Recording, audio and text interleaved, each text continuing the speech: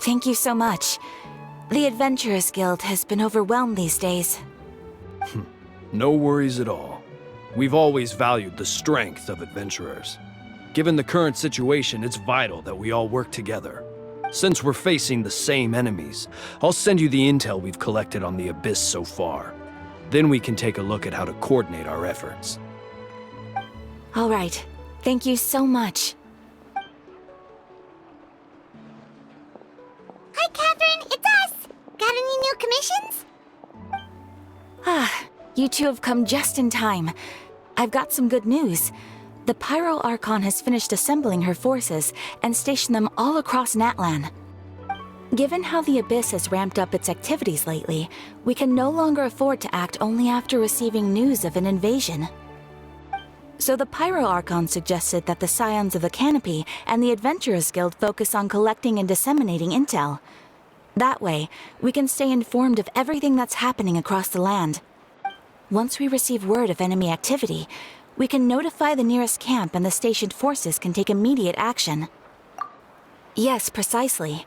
This should also allow us to focus on gathering information rather than running around and trying to tackle everything at once. So please also take a chance to relax, you two. You've been working hard these days, and this will be a good opportunity for some well-deserved rest. So that's the plan. Whew, we can finally stop and take a break. Keeping Natlan safe and sound is our priority now. The more can wait. The movements of the Abyss are always unpredictable. There have also been times when it suddenly became more active in the past. The people here generally see it as something like an acute natural disaster. Once the disaster is over, everyone will return to their normal lives. We just all hope that day will be sooner rather than later. Oh, right. Most people have no idea just how bad the situation has gotten in the Night Kingdom. Oh, hey, Kachina! Are you feeling better now?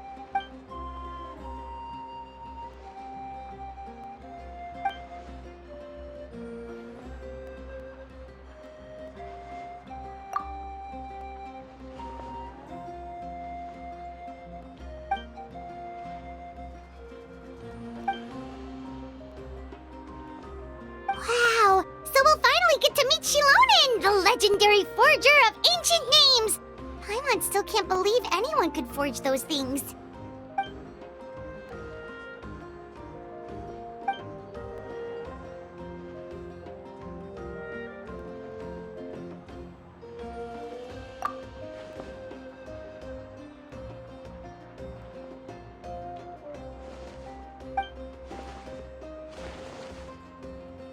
Hey, have some confidence in yourself, Kachina. After all, you're already a victor of the Night Warden Wars.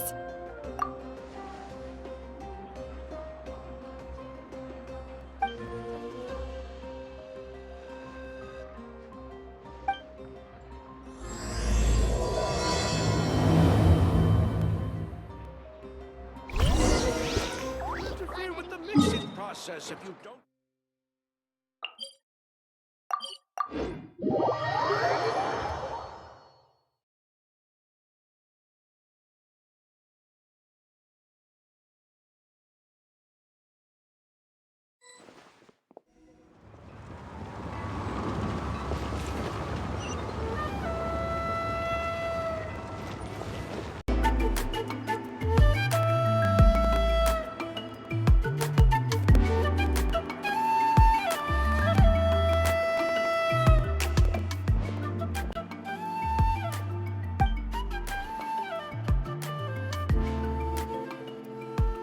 Ah, yes, so I've heard.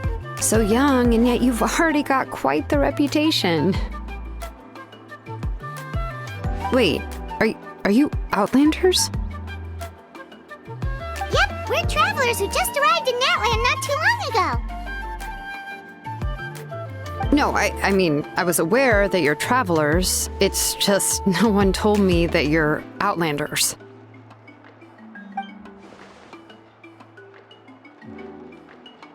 No, the only thing she said is that a new hero had pledged herself to the plan, but we need to forge an ancient name to ensure she'd be able to return safe and sound. And she did mention that it would be quite difficult to forge an ancient name for them, but at the time, I thought she was just commenting on my skills. But I seem to understand where the true difficulty lies now. Oh, I wouldn't go that far. I'm used to it, really. I just need a moment to process things. The Pyro Archon's requests are always difficult to fulfill, and we used to argue a lot. Honestly, it's probably for the better that she didn't bring this up at the time. Anyway, I can't argue with her if she isn't here, and it'd be pointless to take my anger out on someone else. But, just because I understand her rationale doesn't make me any less upset. After all, she must have known that forging an ancient name for an Outlander is an impossible task. It's impossible? As you probably know, an ancient name is a symbol of a hero's spirit and glory, which grows even richer and heavier as generations of successors inherit it. We forge ancient names by engraving the heroic deeds of an individual who will become the first hero of that particular name.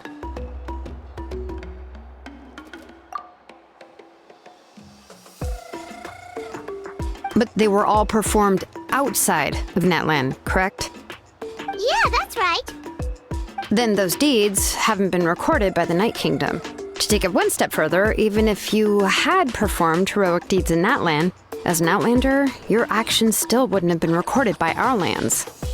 Only memories and experiences that have been acknowledged by the Wyab can be used as a basis for an ancient name. Even the greatest of craftsmen cannot create something out of thin air, you know. That's just how it is. Seems the Wyab don't want just anyone to get a name, huh? Mawika, of all people, should know better than anyone, yet she's still entrusted the task of forging the ancient name to me. Oh, Paimon gets it. Nobody's happy being asked to do the impossible.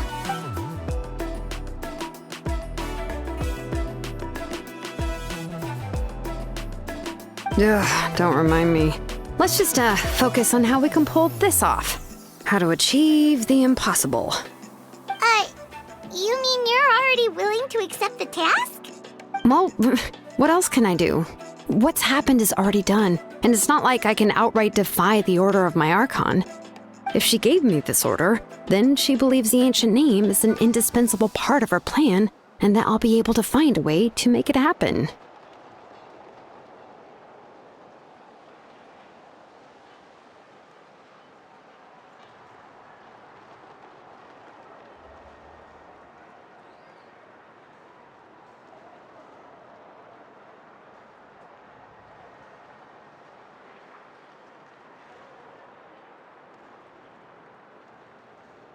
In other words, the order is an affirmation of my abilities.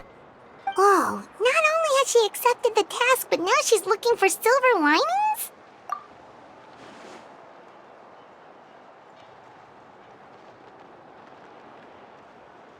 The key is getting the Wyab to somehow acknowledge the traveler's existence and record her heroic deeds. We heard the voice of a Wyab when we were in the Night Kingdom before. We even had a whole conversation with her. If we can talk to her again, maybe we can figure something out together. Well, every tribe has their own Wyab. How do we know if the one you met is indeed the best one for us to talk to? Plus, considering the unprecedented nature of this situation, I have a feeling that the acknowledgement of one Wyab alone would probably not be enough. I don't know. That requires a level of knowledge that I do not possess. We need to find a consultant who's an expert on all things Night Kingdom and Wyab. The first person who comes to mind is Seatlali at the Masters of the Nightwind, the one we call Granny Eatstali. Oh, we've heard that name before. We used her Spirit Speaker Stone to find Kachina's ancient name. A person who can make something like that must be pretty impressive. I'm unsure she'd be able to help. Still, she's older now and quite eccentric. It's hard to even book a meeting with her, given that she's constantly holed up in a room and doesn't like to be disturbed. I've heard that to get her help, you have to be extremely patient with her and know how to keep her spirit up. I hate to break it to you, but... Huh. Why is that? I mean, didn't she already help you before? And you even managed to save Kachina. Well, yeah, at the cost of her spirit speaker stone being split into two. Great going, Moeka. We're already off to a rocky start here. In that case, I guess your only option is to try to emphasize that this is an important order from the Pyro Archon. Hopefully, Seat Lolly would still want to show respect to the Archon. I'll also write you a letter on your behalf. If you can find someone to deliver it and mention some good things about you, then that should help too.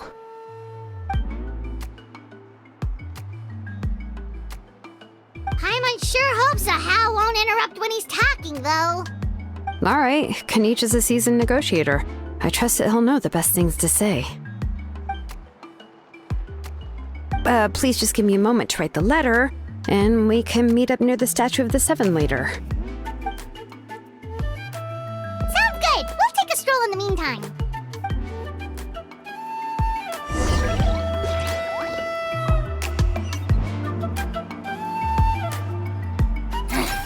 Points for agility.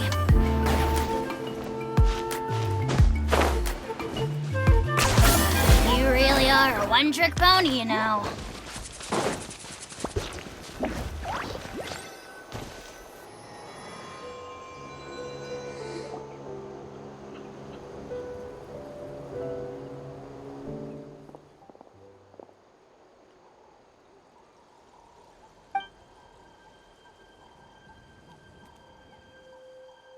I'm sorry to put this on you, Kanich. It's just that you're probably the only person who knows how to deal with her.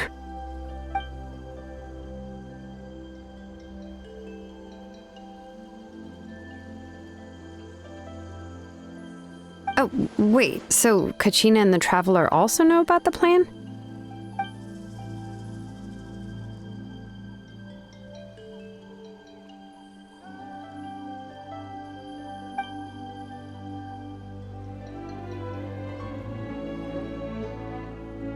Right. She mentioned there are 6 heroes and that Shilonen is one of 4 that have already been acknowledged. Oh, well, then I suppose there's no need to keep any secrets between us. Having companions walk by your side is perhaps the best solace when facing such a bleak reality.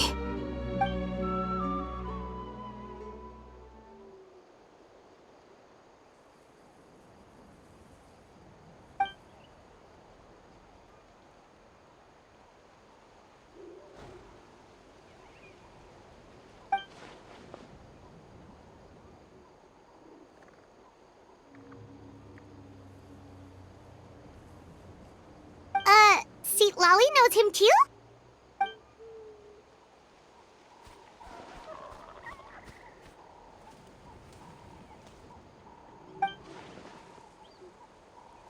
Given how the Masters of the Nightwind love to babble about dreams and revelations, they're already a pretty strange bunch to most. I've never met Auroran, but if they consider him the odd one, he's got to be pretty far out there.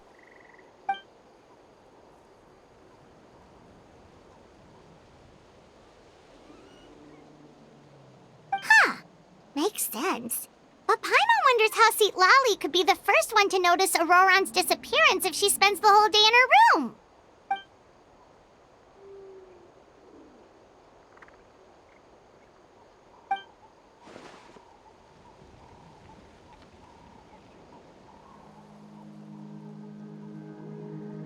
Huh, so if I'm following, you mean we'll help her investigate Auroran and the captain's whereabouts?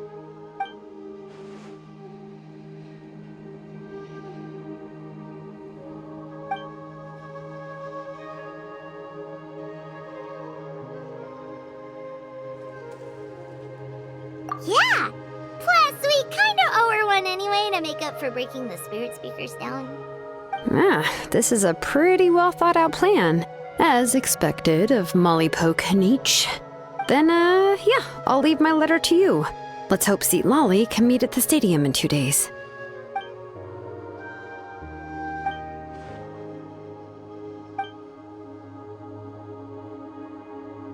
Okay, then let's part ways for now. I'll see you in a couple of days.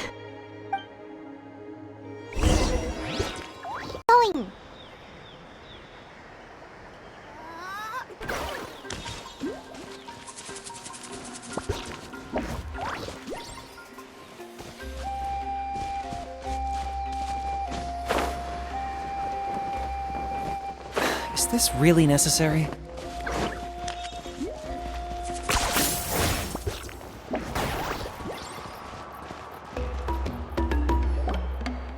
Shilonen, how's everything going? Oh, hi, Traveler and Paimon. I have bad news. Lolly did not reply to our request, although I suppose I'm not too surprised. Huh? You mean she didn't even bother to give Kenichi a response? Guess she really does have quite the ego then. Yeah, well, she can be also quite eccentric, though she's one of the most gifted people around. Even the Masters of the Nightwind often struggle to work with her. My guess is that she probably has other reasons for not deigning us with a response. But let's go to the stadium and see if we can meet her there. If we do get a chance to talk to her in person, we can still try to work something out. That's true. Let's go!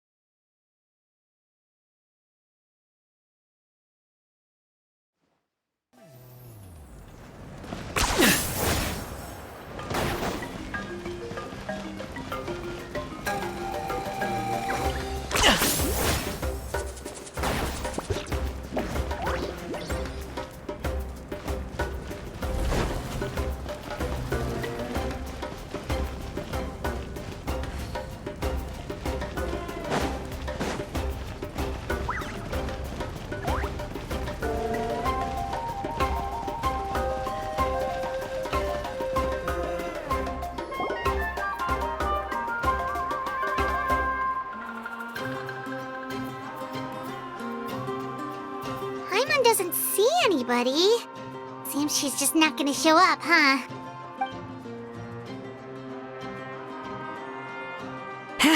Well, we tried to be as considerate as we could, but she's under no obligation to help. That might be true, but this is still a request from the Pyro Archon, right?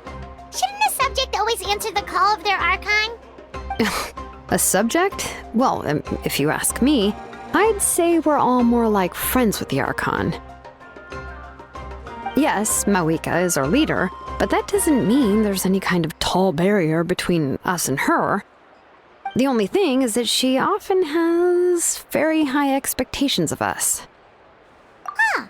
So even though she's super powerful, it sounds like she's actually pretty down to earth and easy to get along with. Unlike that old hag Granny Eachtley, right?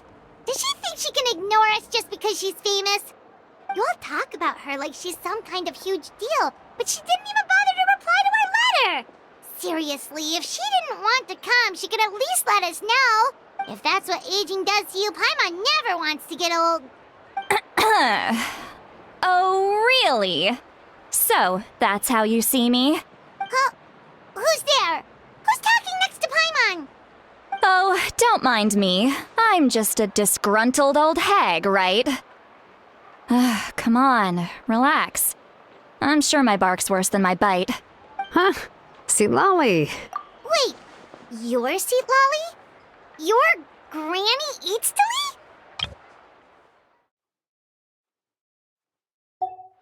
Yes, Granny Eastly. But emphasis on Eastly, not Granny. You must know this trope from light novels, surely. They use it all the time. The young man who's actually the oldest person in the room. The girl next door who turns out to be a seasoned veteran. The wise sage who looks like a little kid. Oh, wipe that look off your face! You've seriously never seen an older lady that doesn't look her age? Okay, well, don't go thinking it's a trick either. See? I'm barely wearing any makeup. Did I forget to mention, she's called Granny, but she's actually pretty young. It was an honest mistake. I guess we've just gotten used to it. I'm sorry. So, how old are you actually? What? How dare you? Don't you know it's rude to ask a lady her age? Paimon really didn't mean to offend you, it's just that your case seems really unique. Oh, Paimon just wanted to apologize, but now she's putting more and more of her foot in her mouth. Really, Paimon just got a little mad since we thought out to dry.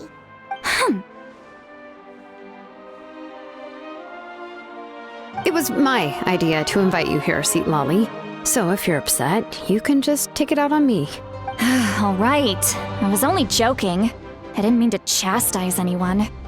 There's really no need to take all this so seriously. If anything, I'm gonna feel awkward if we keep this going. I received Kenichi's letter and was planning to attend this meeting. Since I had already decided to come, I figured there was no need to draft a reply that simply said, "Understood." Besides, just showing up is the most important part, no? But, of course, it's also natural for people to get held up by one thing or another as they're trying to leave the house. It certainly was a bit awkward to see that everyone else had arrived before me. At first, I was thinking of quietly sneaking over, but since you were already here waiting for me, I started to think about how I should phrase my apology, only to hear you all talking smack about me. Anyway, that's the whole story. Honestly, it's not like I owed you an explanation anyway.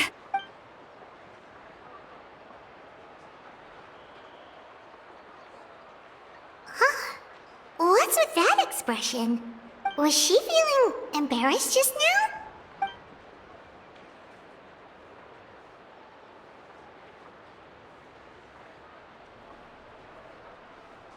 When the Masters of the Night Wind say they struggle dealing with her, I wonder if the feeling is mutual.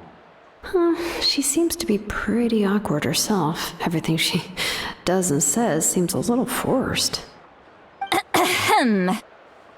Anyway, Shilonen, I heard that you require my help in crafting an ancient name. Correct. The situation isn't like anything we've handled before. Let me explain.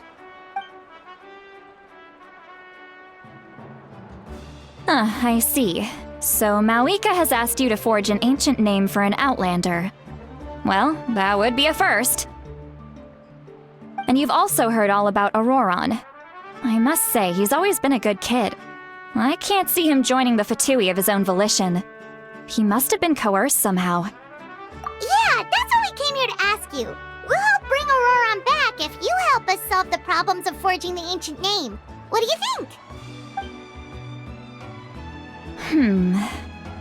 I suppose I'll just call you Traveler for now. Traveler, come here. Let me take a good look at you.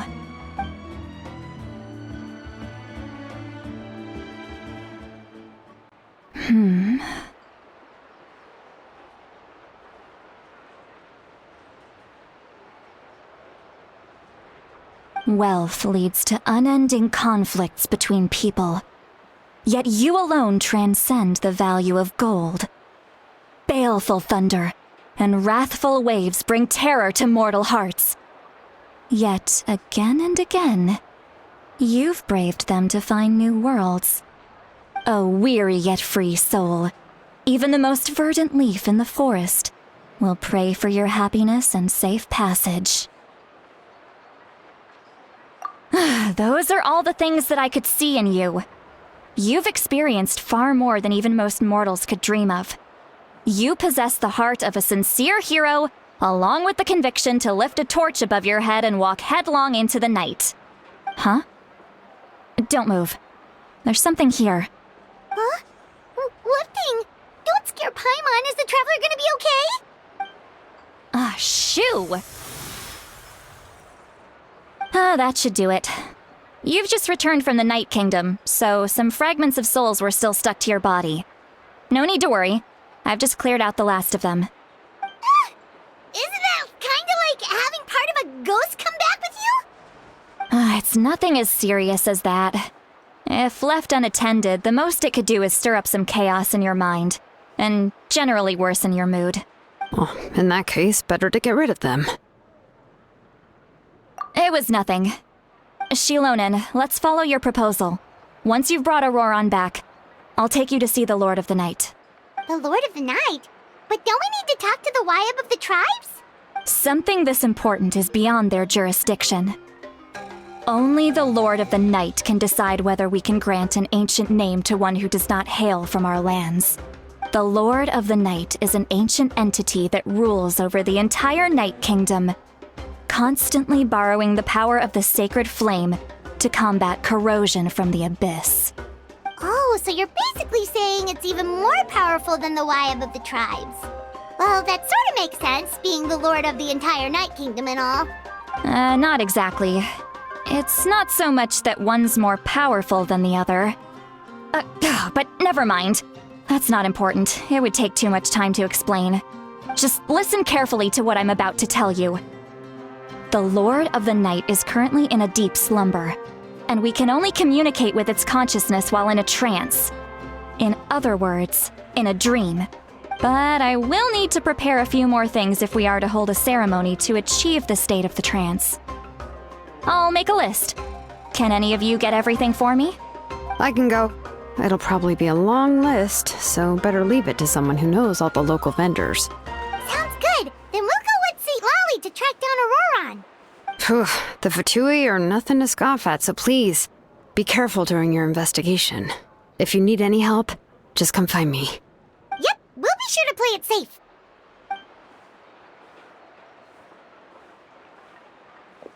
All right, now it's time for us to catch that brat and bring him back. I'm sorry I made you wait earlier. It was actually because I decided to swing by Auroron's place to look for clues. He has always lived alone, and I found a broken jar in his house. There was also something off about his phlogiston aphids, which I assume is because their keeper has been gone for quite some time. And interestingly enough, I saw some slash marks in the house that did not match any of our local weapons. My guess is they were left by Snezhnayan arms. Oh, sounds like the Fatui broke into his house and took him hostage. But why would they kidnap a kid who just spends his days living in the country and raising aphids? He's only in his 20s. What would they want with him? That's not to say that I believe he's totally innocent, of course. Since he's the only one who was kidnapped out of everyone in Natlan, he must have done something to attract their attention. In any case, we'll get to the bottom of this once we manage to get him back here. I'm truly sorry to put you two through all this trouble with me.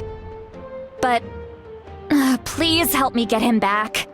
You can count on us! All right, then let's start by heading to where Auroron was seen last.